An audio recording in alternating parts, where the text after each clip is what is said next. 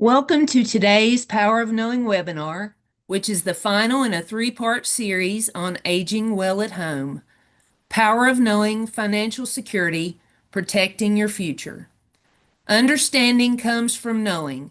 This three-part Power of Knowing series is designed to help you age well, safely, and confidently wherever you call home. Join us as we explore practical, empowering ways to stay strong in mind and body, create a secure and supportive living environment, and navigate health changes with clarity and compassion. From brain wellness and home modifications to avoiding scams, managing medications, and finding trusted community resources, each session offers expert guidance you can use right away. Whether you're planning your own future or supporting someone you love, this series will give you the tools to make informed choices and live well at home today and in the years ahead. The Power of Knowing is a free webinar series created by AuthoriCare Collective, a nonprofit organization that empowers people to be active participants in their care journey, enabling them to live on their own terms through personalized support for mind, body, and spirit. To get us started, please welcome our moderator, Risa Hanow. Risa serves as clinical and community educator at AuthoriCare Collective and is also a member of the Cone Health Ethics Committee. She is a licensed clinical social worker. Risa, I will turn it over to you. Thank you, Charity. I appreciate it. And it is my pleasure to introduce our panelists for today's conversation. Susan, yes, I went to see who was going to come up first. Susan Casado Correa is the program manager for financial resilience programming at AARP. She leads national programs that build financial security through practical tools, education, and digital decision support. And also joining us is Laura Sloan. Laura is an attorney who graduated in 2016 from Elon University School of Law. And after a few years of working in the business law area, her passion for helping people brought her to her current role at the Elder Law Firm. Thank you both for joining us, and thank you, our participants, for part 3. Part 1 and part 2 have been wonderful conversations. Today, we're going to be focusing on finances and scams and estate planning and taking care of our financial well-being. And we have some polling questions that we invite our participants to take part in. So these are anonymous, so please feel free to answer. The first question is demographic. Check all that apply to you in terms of who is joining us.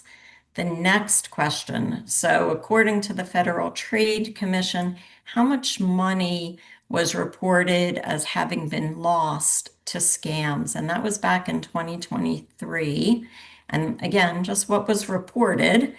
And then the third question is whether your estate planning is complete and current. Yes, no, or unsure. So I see lots of people participating, so thank you very much. As I'm looking through people continuing to answer, and I appreciate that. In terms of who's joining us, we have a lot of family members, advocates, healthcare professionals, a number of patients and human service professionals, spiritual guides. Let's see, in terms of how much money was lost, C, the answer of 2.6 is winning out, although 732 million is pretty close. Let's see, we'll give it another minute. All right, so the answer, Susan, is 2.6 billion in terms of what was lost. That was back in 2023, I can only imagine what it is now, and the number of people who don't even report what was lost.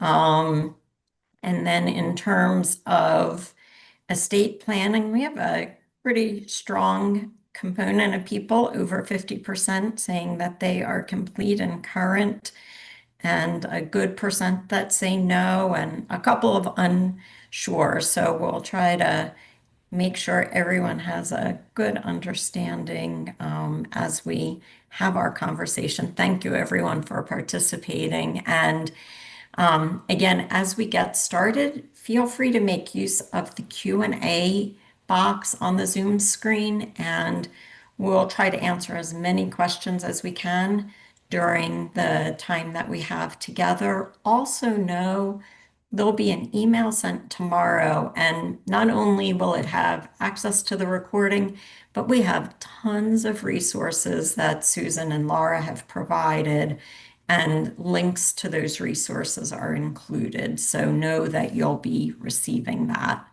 Um, so Laura, when I look at the title of our conversation today, our part 3 of our series on financial security, protecting your future, a starting point, I think, is if we think about legal and financial planning, just a broad overview. What are the essential things that I should say? Yes, yes, yes. Oh no, what is it that is included in that?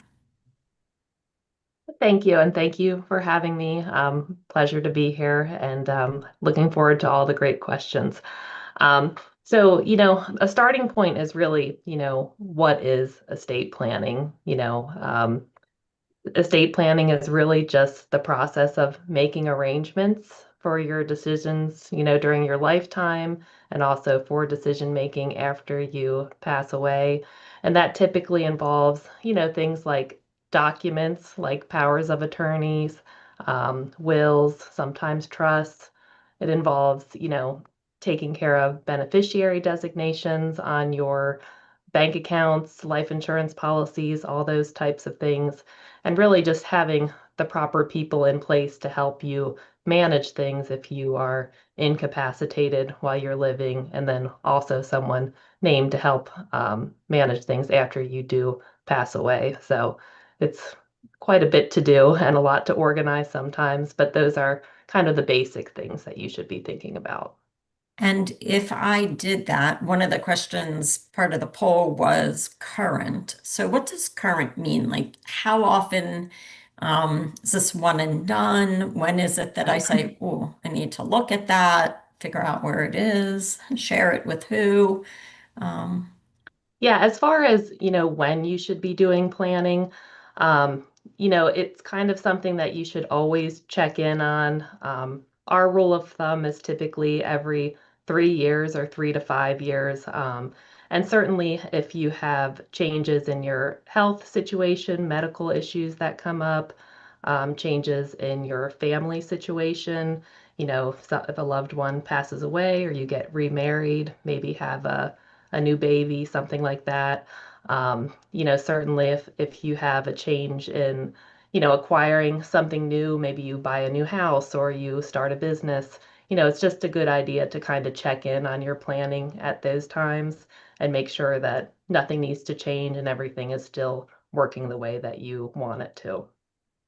Great. And as you said, there's lots of pieces and parts, Right. and we'll dig into that some. But Susan, I was sharing with Susan right before we started. I know I get a ton of emails, both professionally in my work email, my personal email. I get text messages, I get telephone calls. When we talk about scams and fraud, and what are we talking about generally? Like, what is it that all of these things are, and how do we figure out what I should open or not open, and especially for our elders? Yeah, you saw the poll question, everyone, on the amount of 2.6 billion, which is large.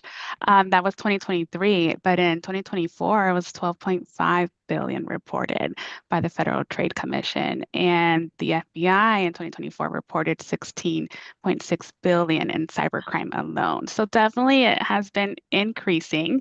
Scammers steal billions of dollars, usually from consumers who are not suspecting this, right? So the impact on the victims, their families can be really financially and emotionally devastating. And so at ARP, we created what we call the Fraud Watch Network to really help consumers spot and avoid those scams. And so I did want to share with you just some of the top 4 scams that we see. As you mentioned, like a good number of you probably have received a fraudulent offer or know someone who's like been a victim of identity theft and fraud. But one of the top scams are imposter scams. These are where criminals pretend to be someone you trust, either from a government agency, a business, or even a family member, and they're trying to steal your personal information. So these scammers usually use high pressure tactics, and they create like a sense of urgency for you to make that decision very quickly. Usually, I know we were talking prior to this call is, just making sure you are Googling the organization that they say that they're calling from and contacting them yourself directly to just make sure that whatever they're stating is true or false, right? I will note that even Googling their information can bring up fraudulent phone numbers because they've done a really good job with the search in Google, and the top number that comes up may not be their actual customer service number. So just being sure that you are going to the website or looking at your bank statement and getting that actual like customer service number and verifying who the organization is. Usually they're coming from organizations like the Social Security Administration, IRS, Medicare, the US Postal Service, Amazon, like these large companies, Microsoft. DMV. I Yes, get them the from the DMV. DMV all the time. Those text alerts, just, creating urgency. That was a large one that was not only hitting older Americans, but really everyone was getting those DMV text alerts. The next one is on bank impersonator scams. And so they're texting you and they expect a reply that generates a phone call. And they have information about you, your account, and they want to connect you to the fraud department. But they're really trying to get you to give them a one-time passcode so that they can access your account. So for this one, it's really just making sure you're not providing those one-time passcodes for them to access your account. And this happened with Uber too, trying to get access to people's Uber's account, and you're receiving a text message with this one-time passcode so that they can get some information because you have all that information in your Uber accounts if you use that. Really just don't give out that code, hang up and contact that institution. As I mentioned, kind of looking at that number. And if you do see an issue, reporting that immediately to the bank's fraud department. The third one is tech support scams. And so these are phone calls or pop-up alerts on your devices, could be from Microsoft, Norton, or any other type of companies just trying to persuade you to get remote access to your device. And they're claiming that they found something like terrible. So they're trying to install malware on your device, which allows them to steal your personal information. So definitely, if you receive that, it's a scam. Don't engage. Kind of get rid of the message, exit your browser, and refresh, because then they'll have access to your personal information. And the fourth one is the financial grooming scams. These are growing. They involve human trafficking, so it's a little tragic. And the criminal kind of really tries to lure people with a great job opportunity and enslaves them and forces them to kind of be the front line of their their fraud attempts. And so they're using them to send out the alerts to get the scams in place. So definitely that one is not a great one. And then the last one I'll just mention is online romance scams as well. That's another one that is on the rise with online relationships happening.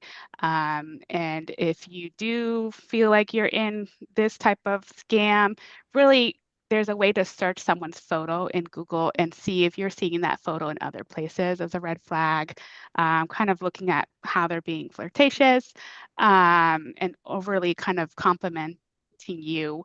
And sometimes copying and pasting the messages they're sending you in Google also helps see that these are messages that they're using across the board with a lot of other people. So those are just kind of the top scams and just red flags.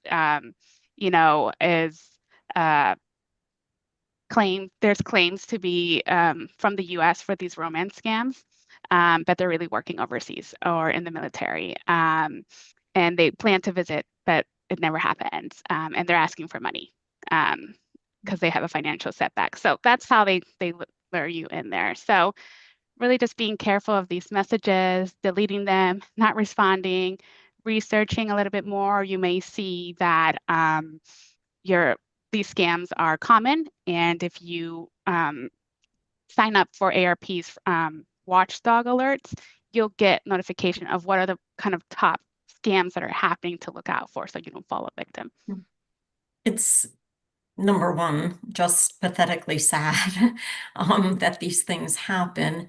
But it also strikes me that oftentimes there is a desire to try to reach people that would seem to be the most vulnerable. So I'm hearing that my grandchild is in desperate trouble and can I help? And as you said, that sense of urgency. And it makes me think, Laura, about having trusted people in our lives that we can turn to, including in a formal way, because if there was a bank scam, maybe I'm not equipped, but maybe I have a power of attorney or somebody I've named on my bank account. Or talk to us some about the benefit and the reasons why we want to be involving people and formalizing it so somebody can act and speak on our behalf in certain situations.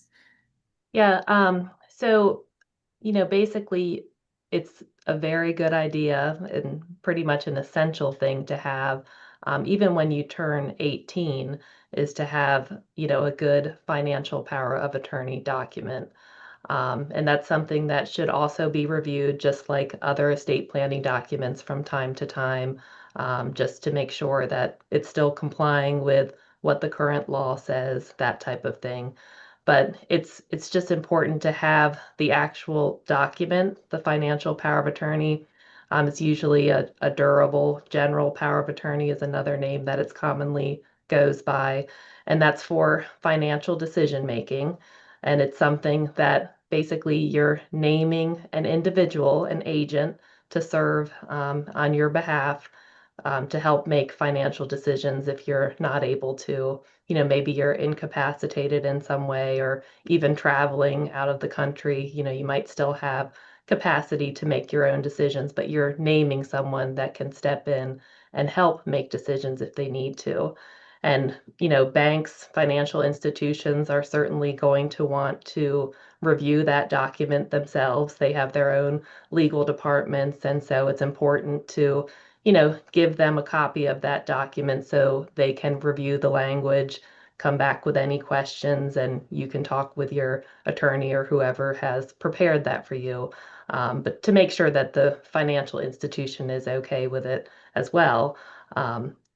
Then the bank knows who your power of attorney is. They know who is able to make and help make decisions for you. And there should be less scams and less roadblocks that come up if you're in a situation where you need that person to go in and start assisting with your financial decision making. And so there's certain steps that you probably should take when you get those documents in place as well. Right. And the durable power of attorney or financial power of attorney is specific to North Carolina, correct? It's not a federal or a. I mean, your power of attorney is most likely going to be valid in other states. Every state has its own rules, its own laws that kind of corresponds with documents that are prepared for that state. So if you were planning to move to another state, or maybe you moved here from another state and you're new to North Carolina, it's a good idea, and it would be our recommendation to have those documents reviewed. There are some states that have different requirements as far as if things need to be witnessed versus just notarized. And so every state varies based on what their laws say at the time. So it's good to have those types of documents reviewed if you move to another state or come to North Carolina. And somebody has raised a very valid point, which is that estate planning can be expensive, and thinking about like a durable power of attorney. Is that something that general population, we can get that document at online, which of course we want to make sure it's valid, Right. or a store, or is there a way for us to obtain a valid document for North Carolina without cost? Sure. I mean, that is a good point, and that is a concern. Estate planning can be expensive for sure. Typically there are some less expensive options for that. There's a lot of law schools and organizations that offer pro bono services for general estate planning, which would include durable general powers of attorney, healthcare power of attorney. A lot of times they'll even do simple wills as well. So, if you can be on the lookout for those types of workshops, I think there was one recently with Wake Forest University School of Law, and you have to make an appointment, and so there is some things that you need to do to get in and meet with someone, but there's typically some good options for estate planning that would not cost any money, right? Okay. And using a canned, for lack of a better word, Mhm. form for something like a durable power of attorney, is that something that is even available? I mean, there are online resources available, and the only thing with that is that you probably want to be careful that it's specific for North Carolina. Um, and sometimes the power of attorney is going to not include specific things that you might need down the road. And so I think it's better to have something rather than nothing at all. But it would be advisable to try to find a resource that is going to assist in the drafting piece is what I would Right. recommend. Yeah. Great, thank you. And Susan, there was a question, and I think I remember this from the resource list we put together, but it was a very good point, which was we're talking about literacy, computer literacy, to sort of figure out what is real and what is not, and even making use of the AARP resources. There was a phone number if getting online isn't something that's comfortable. Am I correct? Yeah, that there was a phone number for the ARP helpline if you are a victim of fraud. But I can send you this link later. But there is one of our affiliates at ARP called Senior Planet. They offer lots of educational courses for free, and the one that comes top of mind is Staying Safe Online. It's a very popular one, and just knowing kind of what to look for, red flags, and protecting yourself, making sure you have your antivirus up to date. So there are a lot more on kind of technology type beginner courses on there as well. And I can send you that resource. But the fraud helpline is really for victims. And it just offers support groups for those who've become a victim of fraud.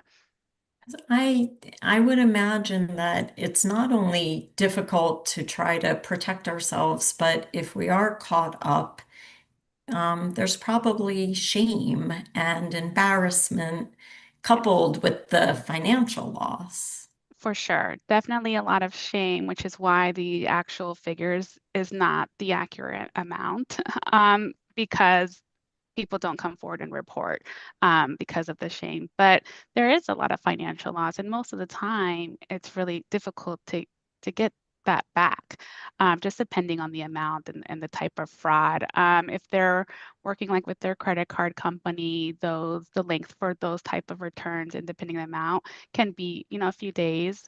But if you had an IRS fraud, that can take up to 2 years to really investigate and look into, and sometimes the money is not recuperated. So, which is why our support groups, just help them through that emotional support and, there's and just talking to peers who have experienced the same thing to help them get through that. But it's difficult to hear these stories, you know, through these support groups that we have, but we really try to support them as best as we can.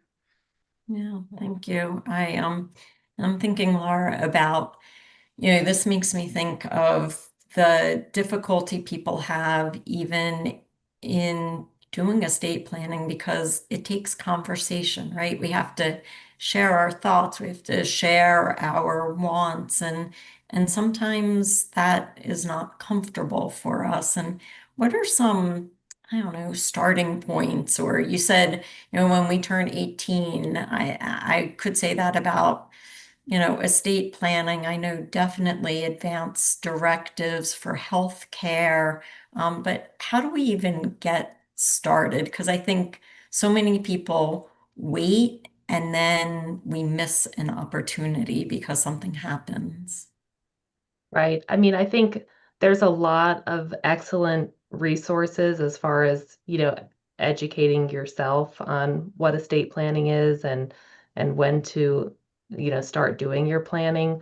Um, I know our firm does a lot of webinars and seminars where you can just really get information, ask questions, but just simply talking with, your family members and, maybe the people that you work with or go to church with or whatever the case may be, they can probably talk to you about their own personal experience and what they do.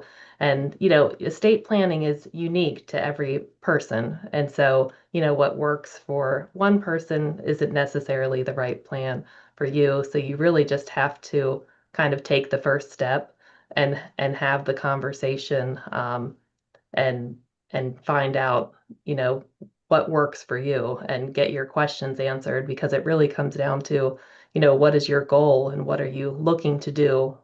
Who do you want to have as your person who makes healthcare decisions for you or financial decisions? And talking with that person sometimes can be helpful. Maybe you think they're a good option, but they don't have something's going on in their life and they're not sure that they want to be that person at the time. So, just having those open lines of communication can help you make decisions for yourself as well.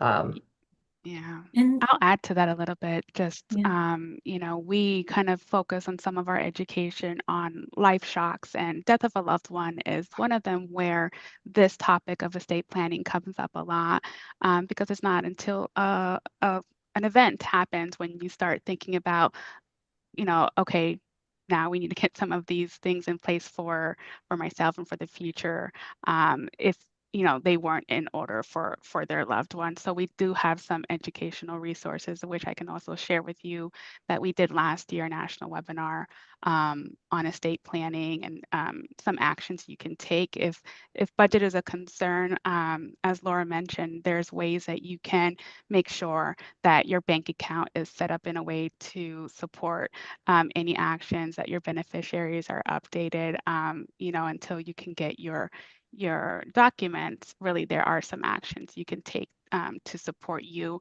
even on your cell phone, making sure that you're listing like a legacy contact on there, right? So that you can get access to the cell phone. Like that's a small action that someone can take today, and it doesn't cost anything. Or just having a list of your assets, your debts, and sharing those passwords can really do a lot and help, down the line. Right. No, I remember my father every 6 months used to send my sister and I a Xerox copy of a legal pad listing of where every account was and where I'm not sure that was the safest method, but back then, it was a piece of paper that he would mail both of us and then I'd rip it up and I'd get the next one. But I guess, Laura, that it does make me question, if I'm somebody saying, you know what, I don't have anything. I don't own a house. Or I don't have children. What happens if I don't have any of these plans in place? I don't have a will. I don't have somebody that can manage my finances. What does happen? Right. If you don't have your powers of attorney in place for healthcare or for finances, you really are at the risk of potentially needing some court involvement and having a guardian, someone appointed to step in and make financial decisions for you or healthcare decisions. And that's, typically a little bit unsettling for people to know that someone could be appointed that doesn't know you or is not familiar with your situation. And so having those essential documents like the powers of attorney at the very least, can really kind of put your mind at ease as far as you have people named to step in and help make those types of decisions.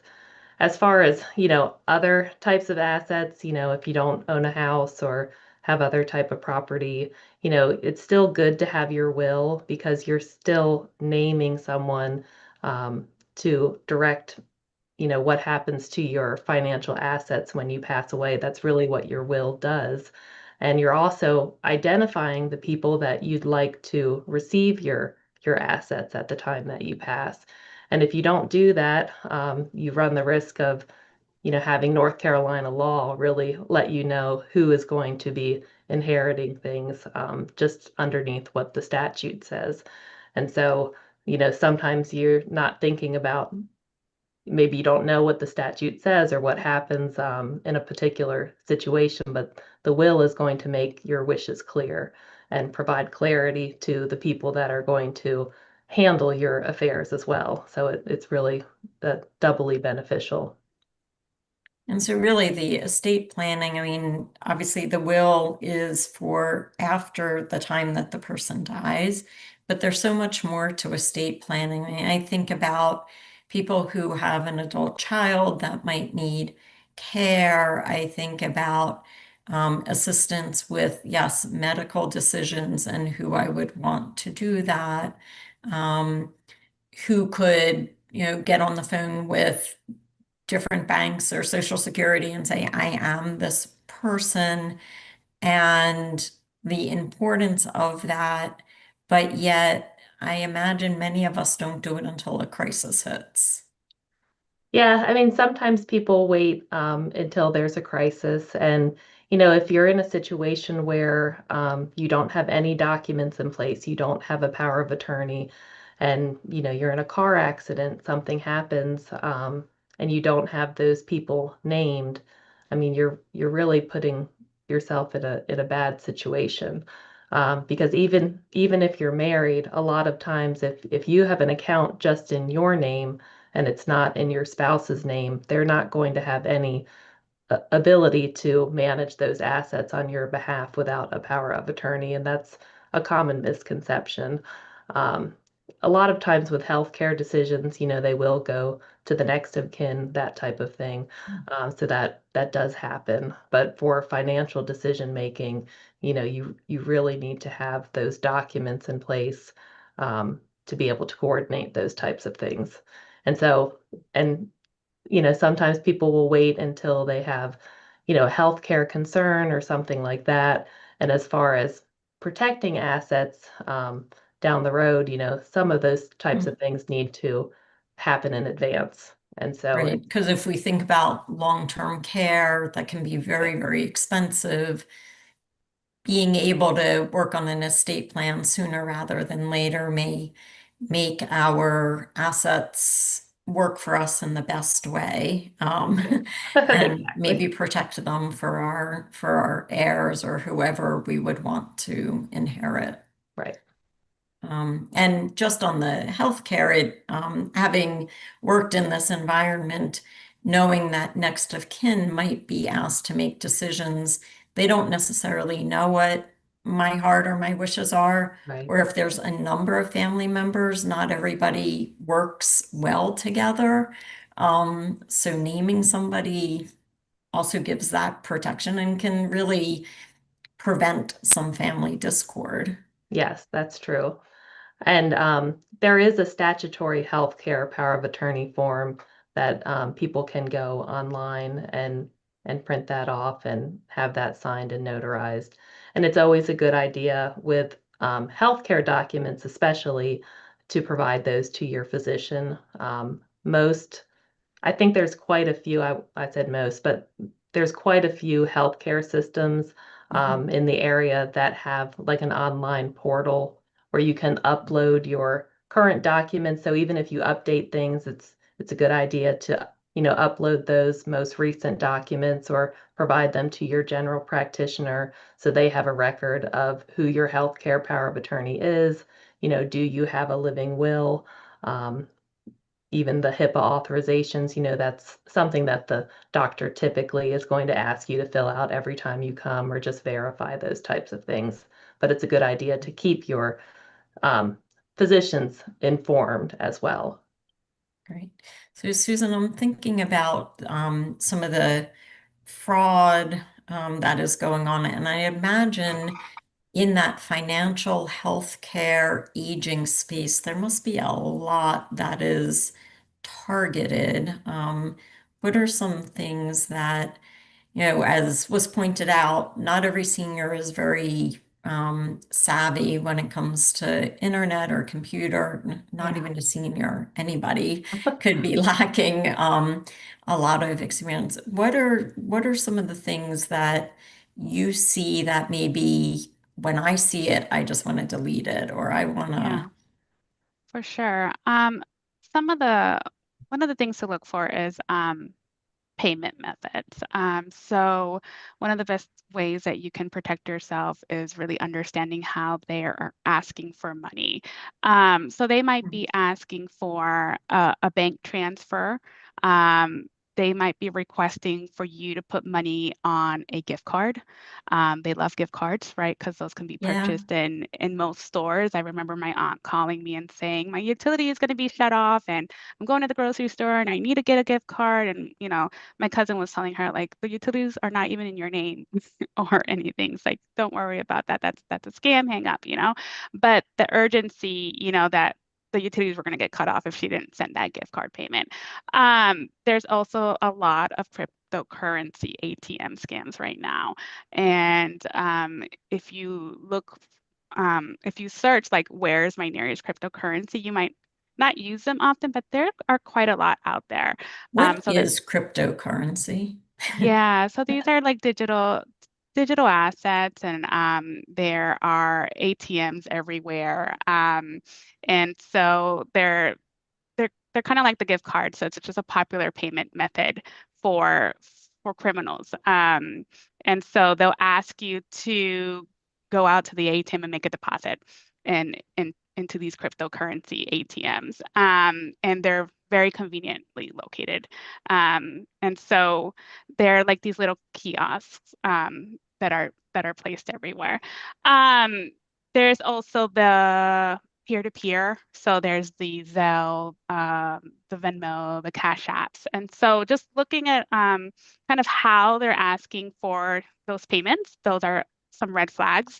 Um, and really, as I mentioned before, they want to get you into that high emotional state because that's when you're really not making logical decisions, right? And you're acting on that urgency.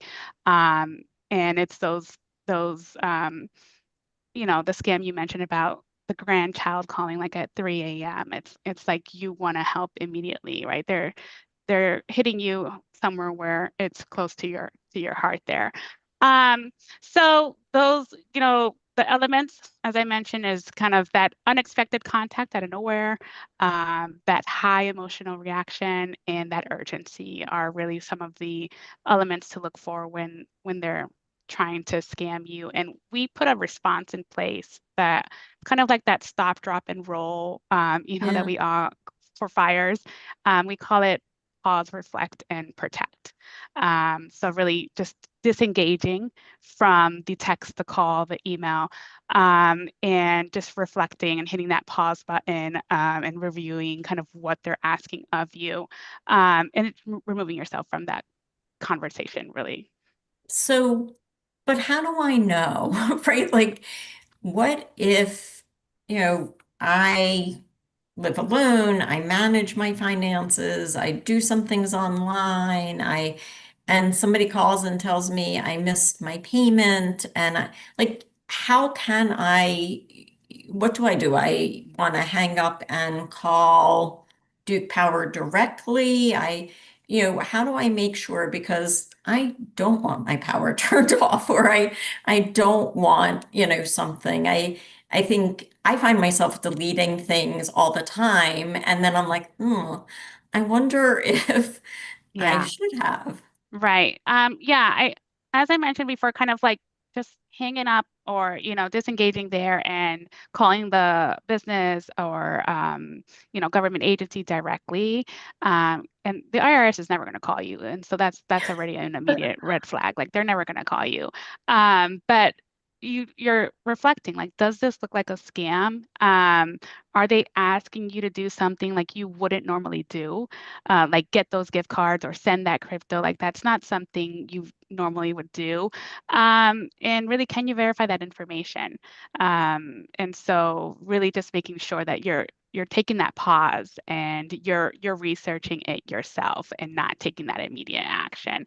And sometimes with like the phishing emails that come in, they're really good at making it look real, but you can kind of look at an email and see where it's being sent from. And they might be adding like it's not from like Microsoft.com. They might be adding Microsoft dot something else, and just really trying to look at that email very closely to see, is this really legitimate?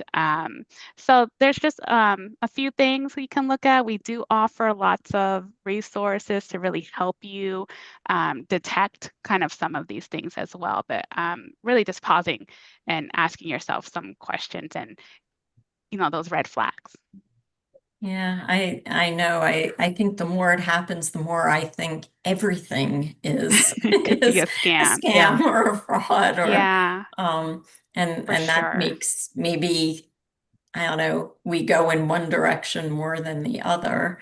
Yeah, Um I got one of those the other day, it's like from FedEx that said you have to pay like this $70 fee. And I was like, this is a scam. But it actually is the tariffs that are being passed down from a shipment that I had Oh, from overseas. So I was like, oh, okay. This one's not a scam, but calling and confirming, um, you know, really right. helps. Is there anything, Laura, within this whole space of protecting our finances and that we should be looking at from the legal perspective? So I think, and I'll just mention this really quickly, but we have seen quite a few scams happening through the mail too.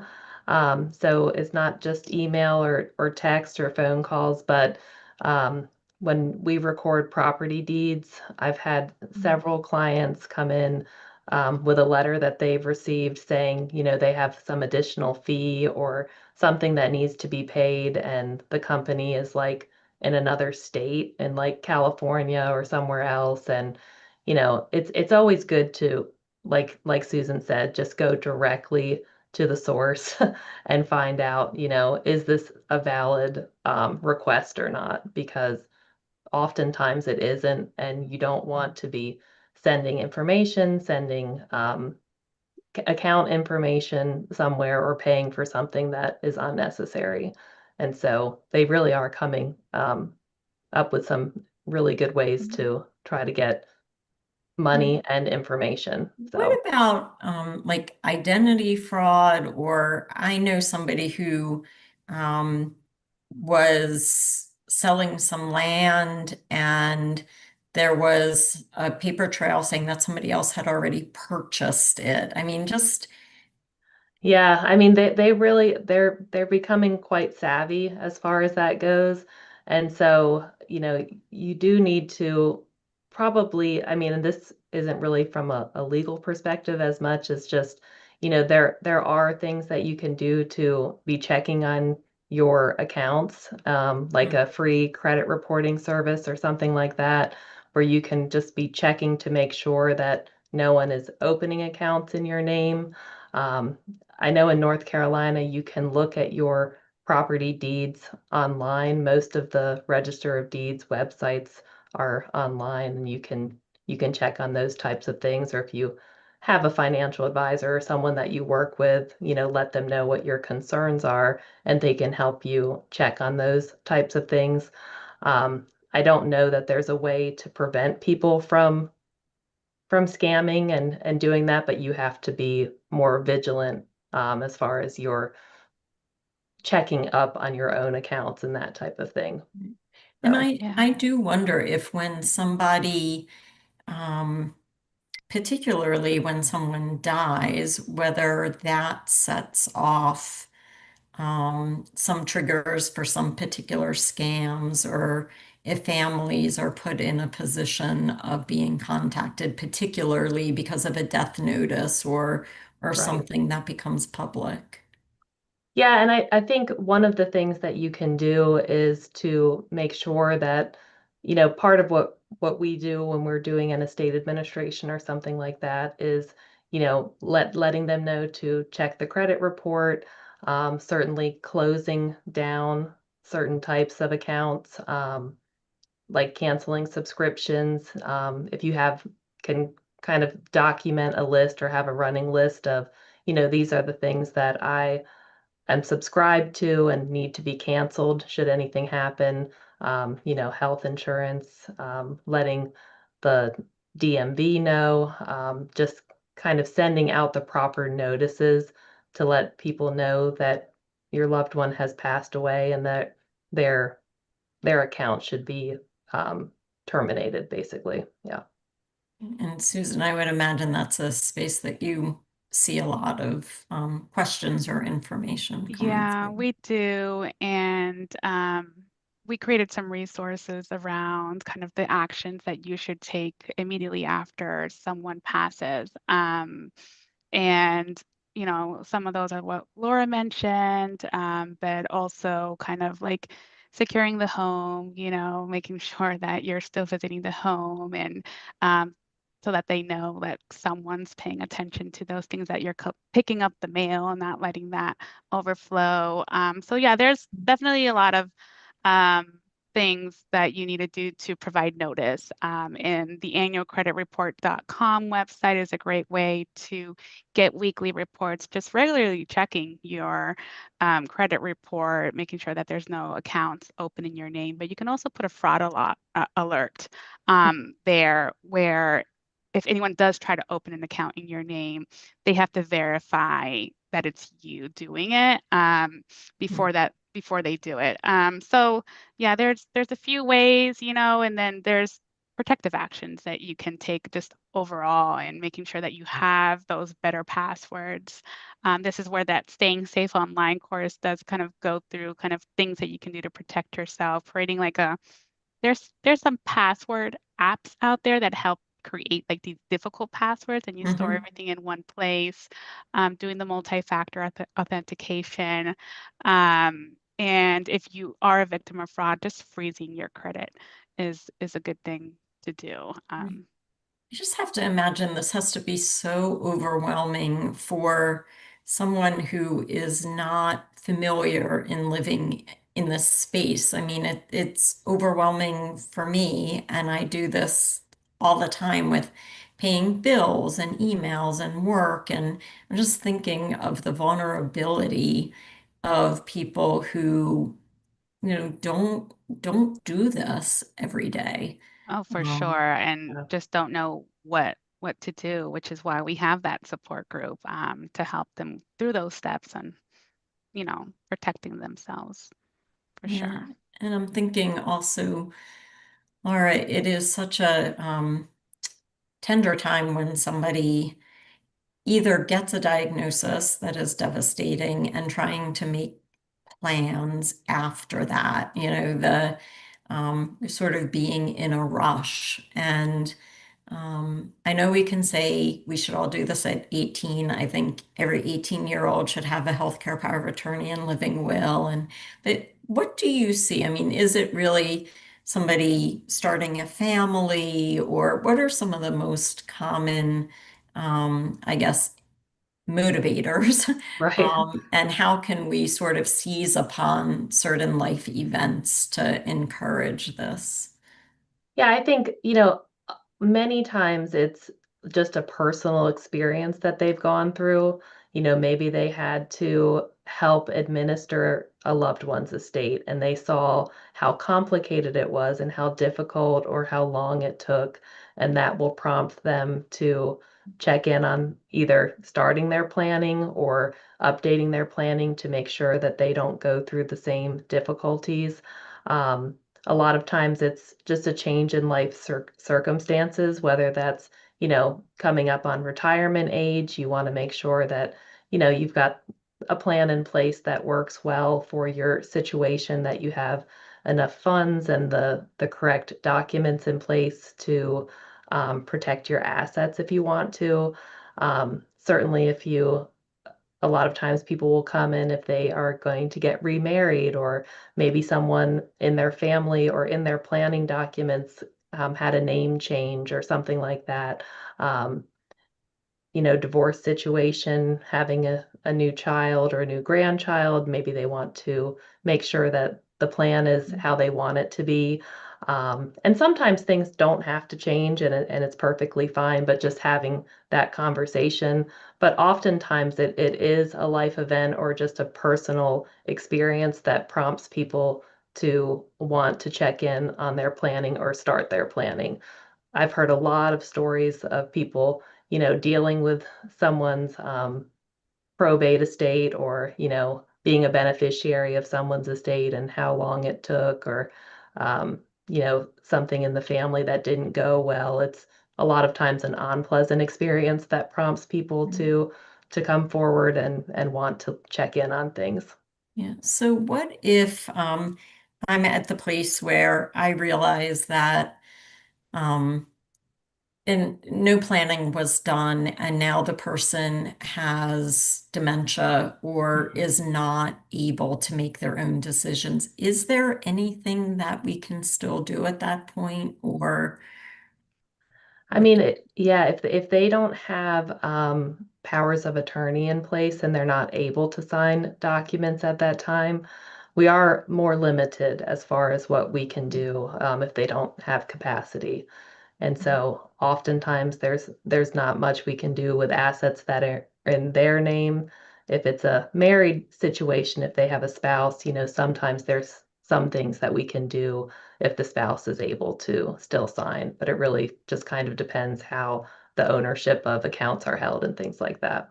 Right. But being proactive, I mean, that's what always Right. comes to my mind. And Susan, that also makes me think about, you know, my father at some point had dementia, and really him being on the computer or him trying to, decide what to make a donation or what phone calls.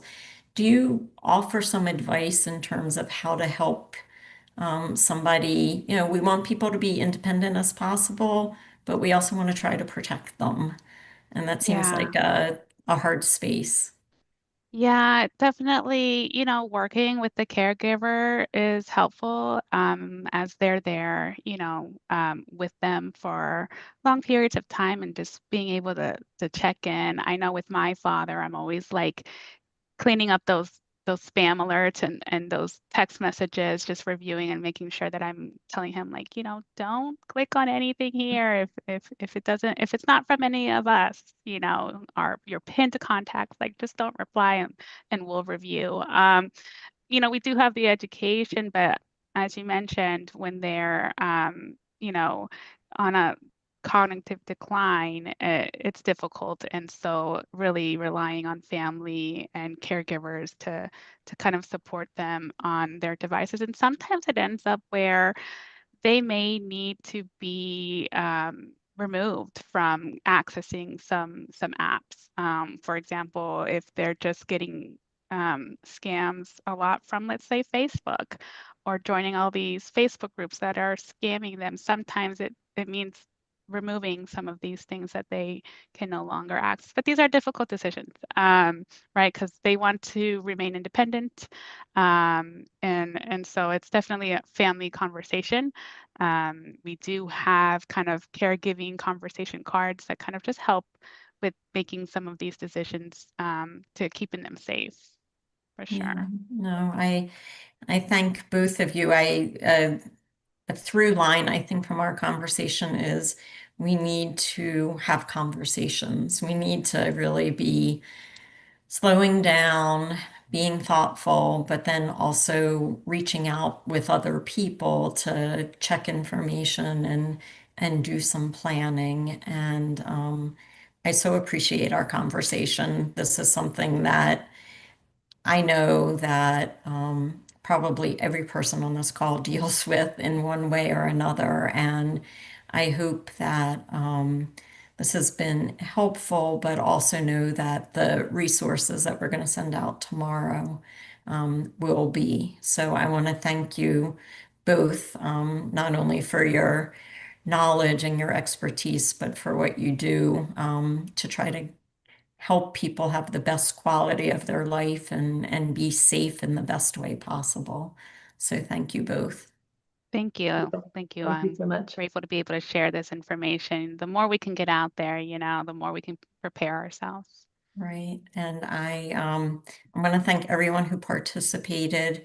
Again, know that you will receive a email that has a number of resources, links to those resources. I went to each one of them. They are safe links. So please know that those will be provided to you. I also want to draw attention to our next webinar. This is the end of our three-part series, and we're going to be starting a new conversation in May. And that's going to be about life transitions and how counseling can benefit both adults and children during times of change. We know that so many things can occur in our lives, whether it's having been taken advantage of during a scam or having had somebody die or any number of other life transitions, and often having a behavioral health specialist to talk to can be really beneficial. So we'll be spending some time talking about that and learning about resources and when it might be the right time to reach out for counseling and resources to do that. So I want to say thank you for participating today. And I wanted to end with a quote. I don't know who said this, probably many, many people. It says, "When in doubt, don't click, don't share, don't forward, and don't send." And with that, I will say thank you, and I hope everyone has a great day. Thank you. Thank you. Thank you.